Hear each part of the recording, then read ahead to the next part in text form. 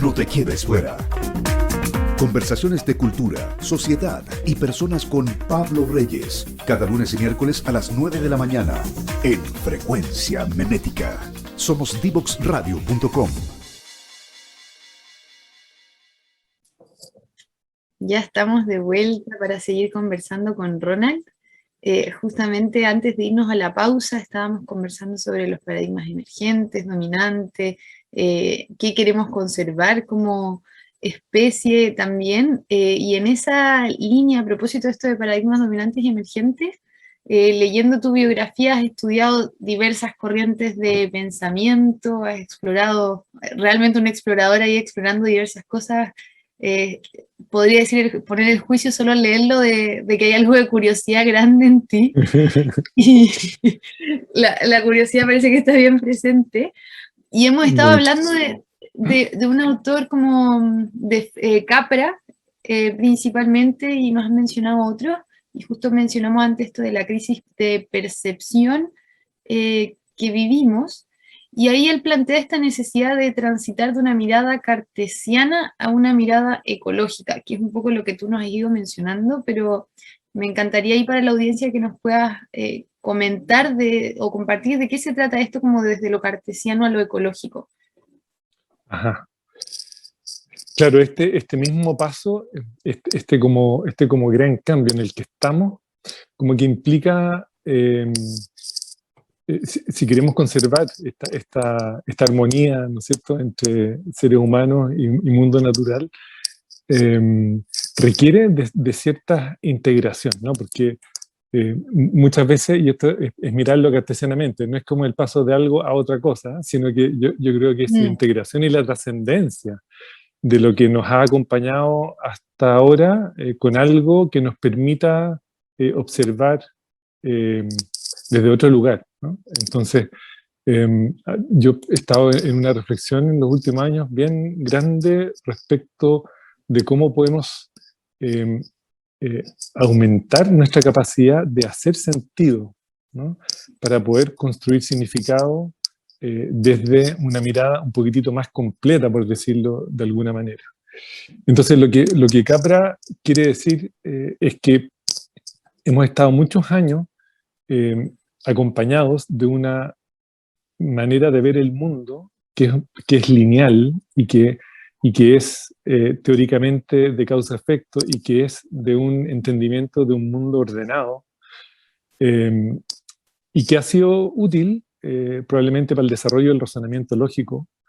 Sin embargo, es insuficiente para los desafíos que hoy día estamos enfrentando. Entonces, entender de que en algunos contextos la experiencia puede ser lineal y puede ser de causa-efecto, pero en muchos contextos la experiencia se está poniendo cada vez más volátil, incierta, compleja y ambigua.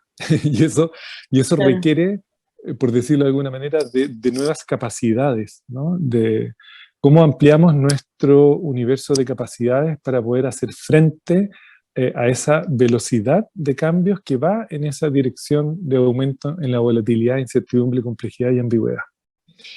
Y entonces aparece con el pensamiento de Capra esta idea que a mí me encanta, porque es una metáfora, la metáfora de la ecología, ¿no es cierto?, aplicada al pensamiento humano. Entonces, lo que quiere decir esto es que necesitamos integrar a ese pensamiento cartesiano, lineal, ¿no es cierto?, reduccionista, por decirlo de alguna manera, una mirada más holística, más ecológica, más contextual, ¿no es cierto?, más sistémica. Entonces, el pensamiento sistémico que el ser humano también ha ido explorando en los últimos 80, 100 años, hoy día se torna una necesidad bastante imperiosa. Entonces, entonces este paso o esta integración entre lo cartesiano a lo sistémico, de medir a mapear, de objetos a relaciones, ¿no es cierto? Toda esta infinita como nuevas capacidades es muy interesante explorar, porque es muy distinto observar el fenómeno, por ejemplo, del COVID como un hecho aislado a observarlo como desde una mirada sistémica, ¿no? Donde uno observa ese fenómeno, pero sin separarlo del resto de los fenómenos, y uno puede empezar a establecer ciertas vinculaciones que pueden ser muy útiles para la reflexión, ¿no? Entonces, cuando hablamos de paradigmas dominantes y emergentes, claro, el paradigma dominante y pensar que podemos crecer infinitamente en un planeta que es finito, es una mirada muy reduccionista, ¿no? Es como quedarse solamente en el razonamiento lógico. En cambio, mirar el fenómeno desde el punto de vista ecológico, una ecología de pensamiento, una ecología de experiencia. Entonces, ¿cómo a esta parte racional le incorporamos la intuición, por ejemplo? Porque hacer sentido tiene que ver con el entendimiento intuitivo, y el entendimiento intuitivo se logra desde la conciencia repartida, desde el entendimiento de que lo que pensamos y la conciencia humana no está concentrada en el cerebro, sino que es una condición repartida entre cerebro, cuerpo, contextos inmediatos y herramientas más usadas.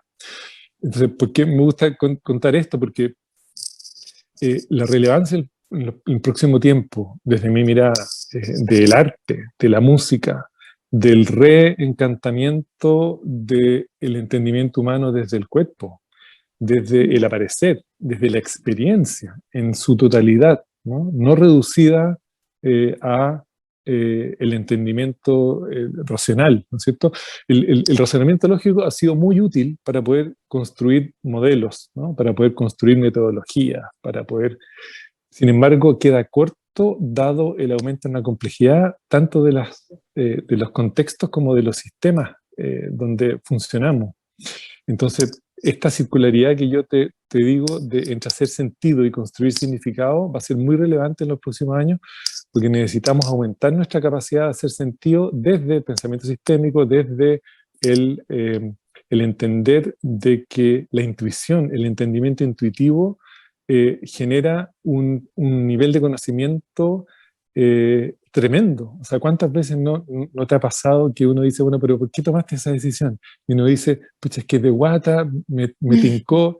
Bueno, a eso hay que empezar a hacerle caso, ¿no? Porque el cuerpo tiene una capacidad increíble de poder generar información relevante para la toma de decisiones. De hecho, todas las decisiones que tomamos, las tomamos en una fracción de segundo, haciendo uso de los patrones que emergen en ese momento, que hacen sentido con esa decisión que tú estás tomando, y se produce un acoplamiento estructural o un abrazo que hace que tomes una decisión. Es decir, esa pensamiento de que las decisiones las tomamos racionalmente es algo que quedó muy en el pasado. Entonces, claro, es muy interesante esto, porque abre todo un nuevo entendimiento, y en términos de educación eso va a ser clave. O sea, reconectar con el arte, reconectar con la música. De hecho, las decisiones y las soluciones más elocuentes de las problemáticas que nosotros vivimos en el día a día, las elaboramos cuando estamos en una situación de quietud, ¿no? Hay gente que lo hace meditando, muchos que lo hacen en el baño. Yo altamente recomiendo tener un cuaderno en el baño para poder escribir todas las soluciones que emergen cuando uno se relaja, ¿no? Cuando uno entra en este proceso bueno de stillness, ¿no?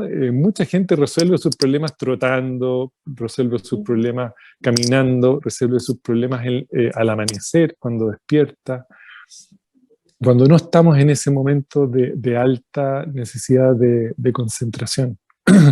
Entonces, un poquitito eso, te podría dar mucho más, pero quizá el último como pensamiento es que es tan relevante esta circularidad entre hacer sentido y construir significado, como te digo, esta integración entre el entendimiento intuitivo y el razonamiento lógico, tan relevante como el proceso mismo de vivir en relación al proceso mismo de conocer, ¿no?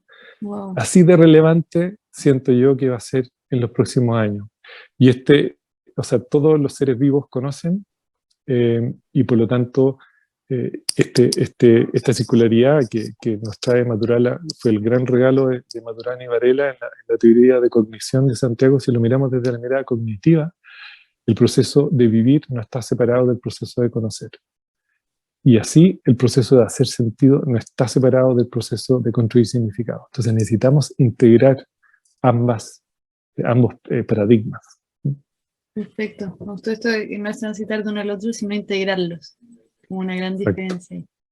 Y ya llegando al final del programa, me gustaría hacerte una última pregunta relacionada un poco con lo que nos decía ahora del cuaderno en el baño, salir a trotar y ese tipo de cosas. Para la audiencia que nos está escuchando, muchas veces nos preguntan, bueno, como, ¿qué podemos hacer cada uno de nosotros o nosotras como personas para comenzar a hacer esta integración, a navegar la incertidumbre de esta manera más sistémica? Y ahí como un poco quizás qué te ha servido a ti, que quizás le podría servir a las personas, como ahí abierto a lo que te surja, te emerja. Bueno, mira, mucho eso, ¿no? Esto que acabo de decir creo que ha sido un súper descubrimiento. Cómo ir integrando la teoría con la práctica, ¿no? Y cómo poder hacer sentido de la experiencia. Mira, Varela decía una cosa que es muy linda, porque bueno, todo curiosamente lo entendemos desde el lenguaje, ¿no? Pero el lenguaje al mismo tiempo es la reducción de la experiencia, es una reducción de la experiencia. Varela decía que el lenguaje es como la nieve en la montaña, ¿no? Es como la guinda de la torta. Pero la montaña es la experiencia.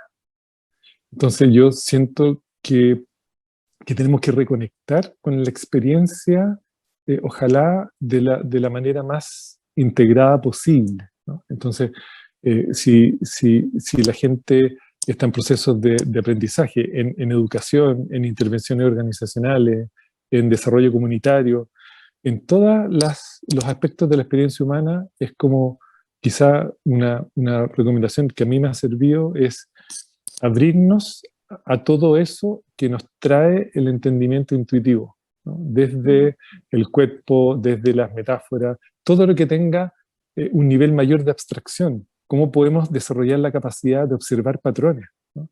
Patrones emergentes? En toda conversación, en esta misma conversación, han ido emergiendo patrones que hacen en ti desencadenar una pregunta, en mí desencadenar una respuesta, y es un baile que es una coevolución, ¿no es cierto? Yo no podría estar haciendo esta reflexión si no estuvieras tú, ¿te fijas?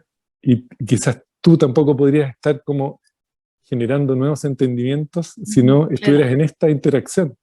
Entonces es muy interesante poder observar de que este proceso dinámico del aprendizaje desde la mirada cognitiva, por ejemplo, es un regalo que nos trae la experiencia, y desde la experiencia la reflexión, ¿no es cierto? Y desde la reflexión poder ir co-creando el mundo que queremos ver, ¿no? Porque ese futuro inexplorado lo podemos hacer día a día, siendo cada vez más conscientes de lo que hacemos, pensando en las futuras generaciones al momento de tomar decisiones, tratar de integrar toda la sabiduría de nuestros ancestros para poder también tener en cuenta toda la sabiduría que probablemente hemos ido dejando de lado, ¿cierto? Entonces, otra buena,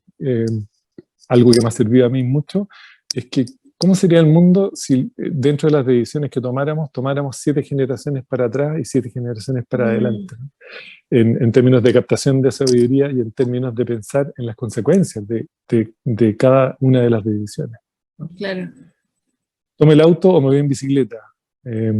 ¿Cómo esto que no tiene veneno o sigo comiendo veneno y alimentando una industria que está en proceso de colapso, ¿no? Claro. Y así, cada una de las mini decisiones son las que van co-creando este futuro posible. Oh, buenísimo. Ahí esa última reflexión es ha sido como algo transversal en el programa y muy importante lo que mencionas, como desde el presente y las decisiones y las reflexiones que tomamos hoy día vamos co-construyendo justamente estos futuros y explorando nuevas posibilidades. Así que muchísimas gracias por ahí entregarnos y compartirnos tu sabiduría, tus experiencias de vida y las reflexiones que has ido adquiriendo a lo largo de tu vida. No, gracias a ti, Bárbara. Lo pasé muy bien. Ay, me alegro, sí, esa era la idea, así que genial. Agradecerte nuevamente y a la audiencia compartirle que vamos a ir una pequeña pausa y ya volvemos para el cierre. No te quedes fuera. Conversaciones de educación, aprendizaje y tecnología. Cada lunes y miércoles a las 15 horas con Nicolás Soto en Tareas de Tecnología. Somos divoxradio.com.